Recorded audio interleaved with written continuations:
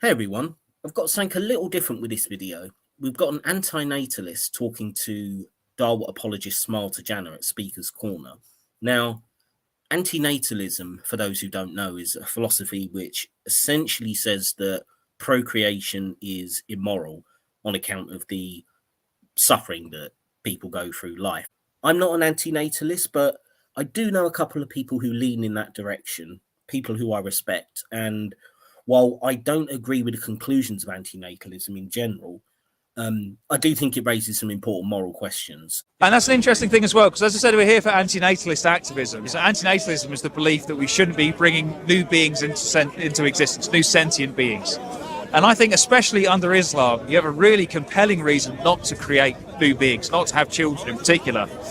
It's because if you bring a child into existence, you risk that child burning in a lake of fire forever if they choose not to be a Muslim, or I guess not choose, if they're not a Muslim at the point that they die, as an adult, of course. And I think that is a very good reason not to have children. Because if I have a kid, as I said, there's a chance they would burn in hell. Nice plug, by the way.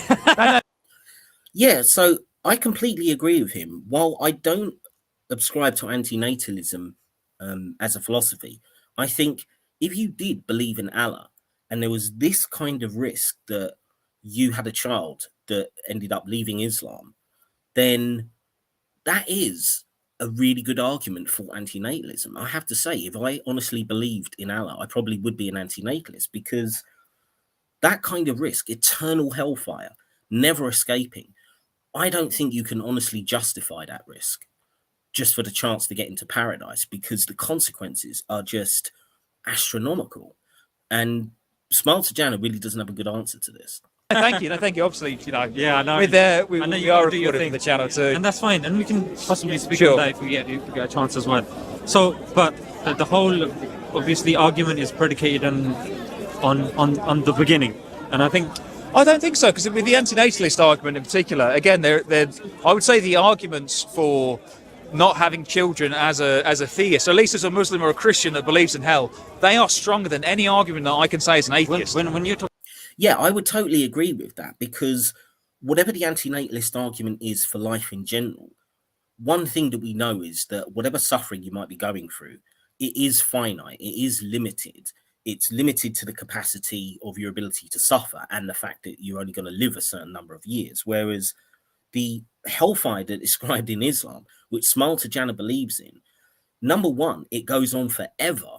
And number two, the kinds of tortures that's involved in that, even just reading the descriptions in the Quran and stuff, it's way above really what anyone else can experience in real life. It's like the worst kind of suffering you could have in life times a billion or times infinity. I mean, having your skin torn off and then put back on and torn off and burned and ripped and all the other horrors of hellfire, it's just like something unimaginable.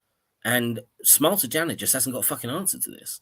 about children, that presupposes a conceiving being, a person, an existence. So when you're talking about a being in an existence, the primary question to that being in existence is, how did I get here? Who am I? What am I doing here? So I hang on, so sorry, I think they're all very different questions. Yeah, they are all very different questions, and it is a blatant dodge from Smile2Jannah because he can't really address the question. I would also say, on top of that, not only are they different questions, Smile2Jannah claims, oh, well, the primary question is why we're here, like primary importance. No, that's not fucking primary importance. If I knew that there was a hellfire, it'd be far more pertinent to me, regardless of wondering about, how this God might have made the universe or anything like that, how we came about. It would be far more concerned to me about what this hell's going to be like and how to avoid it. How did I get here would be like a material one. Like what am I doing here? Do you mean like in terms of purpose, or? Yeah, so you've got purpose, like what am I doing here? Yeah. How did I get here? How did everything else get here? Yes. These sorts of questions, I would say, are more fundamental than, say, questioning or discussing about, okay, should we bring a child in or not? The reason that question is important is because of the potential consequences of going to hell. And that is far more fundamental to the individual than wondering about the exact nature of how they got there. Where you're going, especially if it's going to be forever, far more fundamental. Because a child is, like I said, it presupposes a person that's obviously going to conceive that child in the first place. I would personally disagree, So because that's why I think for the yeah. purpose of this conversation, it's better to say that from your worldview, should you have children? From my worldview, should I have children? Because I think in both, I said, if anything, as a Muslim, you have more strong reasons not to have children, so your kid doesn't burn forever in hell. From my perspective, Yeah, and I totally agree with that. This conversation, the video, it kind of has 3 chunks where he's talking to Smile2Jannah, and it kind of skips to the nighttime now. So I've cut out the rest of the video, and I just want to focus on this part of the conversation. I hope he does actually have a longer review of this, because it'd be interesting to see what else came out of it. But let's carry on. obviously you're bringing these children into the world, and according to Islam, this child, if they leave, because would you agree that there are good people, there are well-intentioned people who are not Muslims, like 3/4 of the world? There are still nice people out there. Yeah, of course, yeah. So one of these people could be someone who's born in an Islamic family. They choose to leave Islam, and according to Islam, because they've left, they're going to be killed in this life under the caliphate. Not like as a vigilante, but under the caliphate. Not just Muslims who leave; it is also people who are not born Muslim. Even if you're not given the message of Islam, you could still stand in Judgment Day, be judged by God worthy of hell, and go there forever. And then if you are given the message from Muslims and you don't accept it, you're also going to hell. So it's not just a Muslim population. This is for the whole world, assuming that Allah was real. And then burn in hellfire forever. I think that is an extremely wrong thing to do. And if I'm a parent, if I'm a Muslim parent, and I'm thinking about whether or not to have children, and I think, well, if my child leaves Islam, they're going to be persecuted in this life and burn in hellfire in the next. That's a very strong incentive for me not to have children. You've said that. Yeah, I totally agree. I mean, the antinatalist argument rests on this idea that in some respects you're rolling the dice when you have children as to what kind of outcome they're going to get, what kind of suffering they might experience. And I do think there is something in that argument, but it is undeniable that if the risk was just permanent, the worst torture ever that you can't even imagine, what the fuck justifies that risk? I mean, yeah, I would rather not exist than risk something that bad. A couple of times and categorically as well. So I'm forced to ask, like, where have you got this position from? Sure. That Yeah, well, that's fucking irrelevant. You're just dodging the question. Because this is the one criteria that you've given. If you leave Islam under a caliphate, you're going to be put to death. Like, And burning in hellfire is pretty... yeah. So where have you got that from? From Islamic teachings. Yeah, where? Because I haven't come across it. But you don't believe it? Yeah, see, now he's going to play a stupid fucking game with, like, he's going to pretend that, number one, you don't go to hellfire forever, and then number two, that an apostate isn't going to be put to death. And this is obviously just game playing. But, yeah, we'll see how it goes. In hell? No, I don't believe that of what you're saying, that there's a blanket rule that if you're under a caliphate and you leave Islam, you can be put to death. I'll give you the position. Yeah, he didn't say a blanket rule, but yes, that is the general situation. Obviously, there are other options like being kicked out of Muslim lands and stuff like that, but that's not really the point. The general principle is that if you apostatize under a caliphate, you will get the death penalty. I'll give you an example or a case study of a caliphate, the Ottoman Empire. Well, yes, where they were deported, but in the same way that I would like to So live... you're aware of that, isn't Yeah, yes, because Mohammed just brought it up.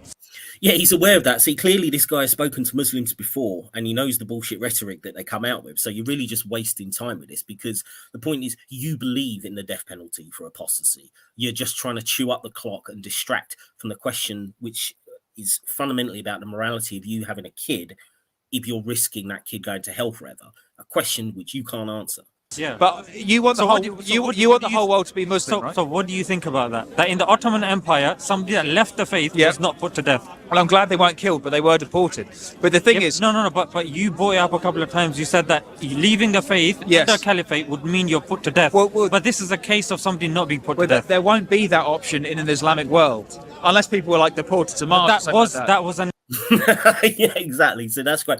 I like this guy because, yeah, he clearly knows all the bullshit that they come out with, and he realizes what Smile2Jannah is doing here, just dodging the question. Islamic Empire, the Ottoman Empire. Yes. And Vavanam was deported. Well, I'm really, really glad that they weren't killed. My point is going to say that. No, but your premise was that if you're in a caliphate and you leave the religion, Yes. you will be put to death. Yes. I've given you an example, and you're aware of this example Yes. where a person was not put to death. Yes. So I'm trying to understand how do you reconcile this with your statement that you're going to be Sure. put to death? From speaking with Muslims, they tell me that if the whole world was under a caliphate, which is what they want the whole world to be governed by Islamic law, Yeah, which Smile2Jannah does. there won't be anywhere for ex-Muslims to be deported to, and in which case they would be put to death if the caliph determined it to be the case. Again, not vigilante justice, but if the caliph determined that this was to be the case, they would be put to death. And again, this goes to the anti-natalist. Yeah, exactly. So, you've just been checkmated there. It was a bullshit distraction. Lawrence knows what you're trying to do, and he's just, steamrolled over you. Well done, mate. Point. If you're a Muslim, your parent, your child could leave Islam one day, and then to be persecuted in this life and burn in hellfire in the next. When it comes to antinatalism, my Again, I think there was a little cut there which moved on to the last part of the conversation. So it's not me editing the video. starting point isn't to go up to them and say you need to believe, you need to be an atheist like me, and go from there. No, but you say well, whatever their your worldview is, point and was go that, from there. but your point was that look, they as a Muslim, you believe they'll go to the hellfire, and this will Well, happen. many Muslims do believe this. Would you agree? But believe what? That if they Believe what? Again, this gameplay, they can't help but do this crap. Like he doesn't know what he's saying. Oh, yeah. Could you repeat that? Oh, what's hellfire? What are you talking about? Fucking coward. Just address the damn question. well, the Muslims I've talked to today. I mean, you might be different. Sorry. Then again, I'm just Yeah, he's really not. He is a stereotypical Salafi idiot. going by what people are telling me is that if their child leaves Islam, then they will go to hell. If the look, if a In the person, hell, burn in the lake of fire. yeah, of course we believe that there's a hellfire and you will burn in the That's hellfire. why it won't. Yeah, finally you get there. I mean, they've got such trouble in admitting the core tenets of what they believe because they know it sounds bad on camera. So they've always got to do this, like, messing around, trying to get there in a really sort of, let's go round the houses before we get there kind of thing. It's really pathetic. A really strong reason not to have a kid is because your kid might be the one going to hellfire. Now, my kid is not going to be any chance of going to hellfire because I'm not going to create them. Whether that's the Islamic hellfire, the Christian hellfire, some other hellfire if there is one. But you know what? I'm not risking my kid going. John, as we Yes, I mean, the point he's making is if you genuinely do believe in Allah as a Muslim, yeah, you've got a really strong incentive not to create a child because especially, presumably, you're going to love your child more than any other person. So why the hell would you risk that, the ultimate torment that would go on forever? Why would you risk it? And he's got nothing. a human being, that's a very sad way of living one's life. How so? I'll tell you. Because if you believe Well, I don't think it's a sad way of living your life to actually care enough about your kid not to want them to be tortured forever. I mean, it seems a reasonable argument to make. that, you know what, let's just say you have a friend, Yeah. and you're like, I want to protect that friend from this problem and that Yes. strife and this harm. You're going to keep them in a cotton wool. You're gonna smother them, frankly. Yeah, you're not going to allow them from going out, from experiencing life and existence. That's Yeah, but you can make that argument in general, I would say, to antinatalism because there's only so much harm you can suffer in life. So that might work for somebody who doesn't believe in the possibility of eternal hellfire. But you do. There is not enough things in the world that would make me want to impose that kind of risk on somebody that I love. Now, again, antinatalists will extend that just to life in general. But there is a clear and, huge chasm between the suffering that you can have in life, which obviously can be terrible, but which is finite compared to 1 billion times worse than that for all of eternity. And again, he's got nothing. exactly what you're doing. You're taking control of life, which is actually not in your control. You actually can't, even if you use contraception, John. Yeah. Sorry. Yeah, well, actually, to get on that point about not being in control, this is even the worst thing, isn't it? I mean, at least where you are in a situation where you don't have this hellfire, you don't have this God that's supposed to be controlling everything, you can say as a parent, all right, I can at least try to mitigate that risk by protecting my child. But considering that Muslims believe that Allah wills everything, even before your child is born, their fate is written. So it could already be written that that child is going to hell and there's nothing you can do about it. So it's even worse. You can't even mitigate the risk under the Islamic worldview. Even if you use contraception, you can't control life. If life is going to happen, it's going to happen. Do you agree? No. I think that how are you going to stop it? if I choose not to have sex again, Yeah. then I'm not going to have any kids. Yeah, a little bit of a basic biology lesson there for Smile2Jannah. I mean, he really is dense. If I choose not to donate, there's not going to be Not any... necessarily. So there's possibilities. There's kids here. So whose kids are these? Huh? Little brothers. Because the conversation's a bit. No, sorry, yes. We can steer away from it. I didn't mean to take it. Assalamu alaikum, nice to see you guys. Sorry, I didn't mean to take it in that direction. But you know what I mean? Like, No, I get you. I know it wasn't deliberate. I can tell from, but they've gone now. Sorry, yes. So there's ways of having kids without having sex. Yes, but I mean, I would have to, like, unless someone, like, stole my sperm from me in my sleep. No. There's ways that even if you're doing foreplay, which of course you believe that there's I mean, where's he going with this? He's basically saying he's now getting into the thing of like, oh well, what if you're doing that thighing thing that's mentioned in the hadiths? Is this where you're going with this? And you might accidentally get the other person pregnant. I mean, this is a bizarre kind of diversion from the actual morality of the topic that's being discussed. But anyways, But I never did any of that. I never touched a woman again. And I never went to a sperm bank. I never did IVF. None of that. Is that what you're committed to? I'm not saying that I am. It would be a lonely life. It would be a lonely life. You are correct. Practice what you preach, mate. Come on. No, I am practicing what I preach and not having children. And that's an yeah. So I think that was a really good video. As I say, I really do hope that he puts up the whole conversation because it did look like there was obviously other bits that they had talked about.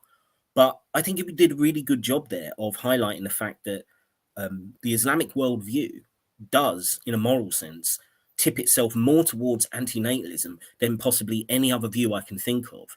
Or, anything that believes in kind of like an eternal hellfire that you're never going to get out of, where you're just going to be tortured forever and ever, the worst possible kind of torture. I honestly would adopt the antinatalist position if I ever was persuaded that Allah was real. And Smile2Jannah has got no answer to it. Just dodging away, talking about the caliphate, dodging away, talking about, how you get someone pregnant.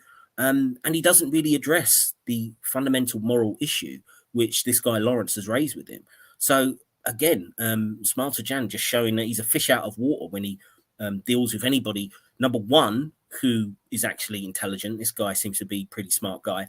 But number two, who knows the Islamic arguments, because he just got that pushed straight back into his face. So well done to this Lawrence guy. As I say, I'll put a link in the description so you can check out his channel. And I'll see you in the next one.